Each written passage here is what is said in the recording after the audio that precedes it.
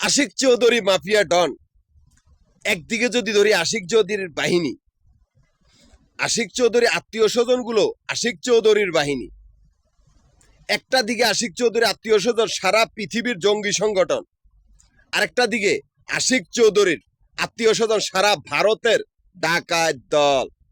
এই Ashiq Chowdhury mafia don বর্তমান আধুনিক যুগের, যার আত্মীয় স্বজন গুলো তার বাহিনী, এমনকি সারা পৃথিবীর জঙ্গি সংগঠন বা সারা ভারতের ডাকাত দল, এতগুলোই আত্মীয় স্বজন তার নিজের বাহিনী।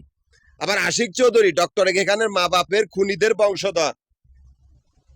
ডক্টর এখানে মা বাপকে চিনি দেবেন এরা কারা? এই আশিক চৌধুরী মাফিয়া ডন কিন্তু, আমি কিন্তু একটা কোম্পানির সমস্ত ব্যবসা প্রতিষ্ঠান, সমস্ত বাড়িঘরের মালিক।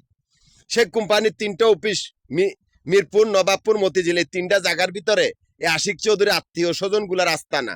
এরা সকলেই বন্দী একটা গোষ্ঠীর হাতে।